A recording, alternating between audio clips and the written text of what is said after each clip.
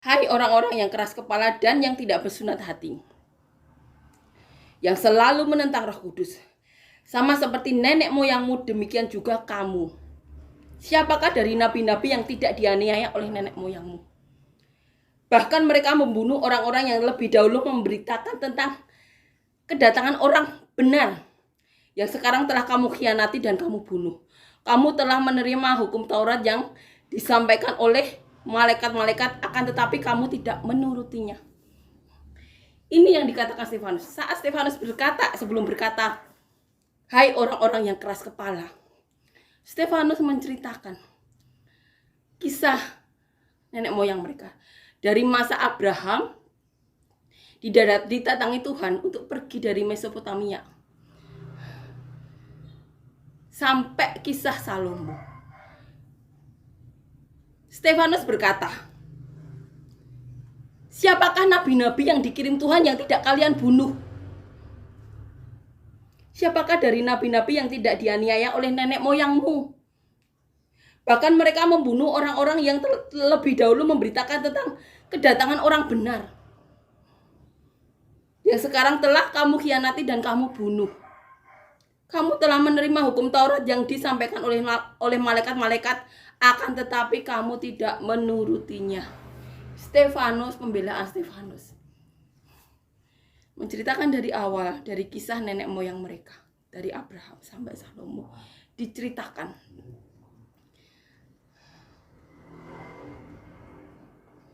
Ini Stefanus, rasul yang diurapi Roh Kudus, yang diadili karena ada orang-orang Yahudi dari kelompok Libertini tidak bisa mengalahkan Stefanus saat berdebat. Kemudian Stefanus ditahan.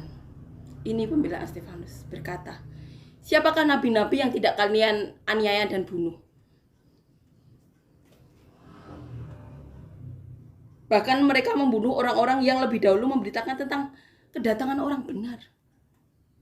Kamu telah menerima hukum Taurat yang disampaikan oleh malaikat-malaikat, akan tetapi kamu tidak menurutinya.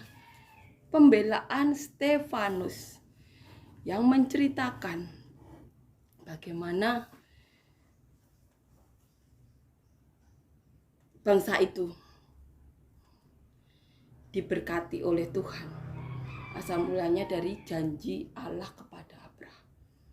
Kemudian Stefanus berkata, siapakah nabi-nabi yang tidak kalian aniaya atau kalian bunuh? Semuanya dianiaya. Dan ada yang dibunuh. Itu dialami oleh Stefanus juga. Mari kita mendekatkan diri kepada hadirat Allah. Biarkan Roh Kudus yang menguasai hidup kita. Agar apa? Agar kita terhindar dari berbuat dosa. Atau bahkan kita mengalami apa yang dialami oleh bangsa Israel saat itu. Mereka menganiaya dan membunuh nabi-nabi Tuhan. Sama-sama orang Yahudi. Tapi Stefanus begitu diurapi. Stefanus juga orang Yahudi, nenek moyang kita. Di situ ditulis seperti itu.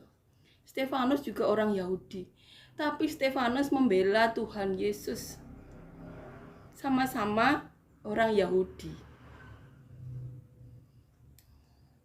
Tapi satunya tidak ada Roh Kudus, satunya ada Roh Kudus.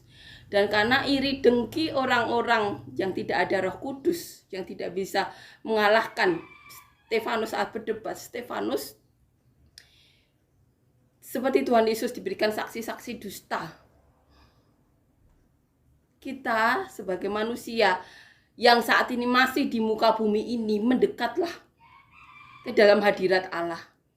Karena hadirat Allah yang mendatangkan Roh Kudus. Roh Kuduslah yang menyelamatkan kita dari berbuat dosa. Coba kita cek, apakah kita berbuat dosa? Atau mungkin kita saat ini telah menganiaya Nabi Tuhan? Mari kita cek, selama di muka bumi ini, masih ada di muka bumi ini.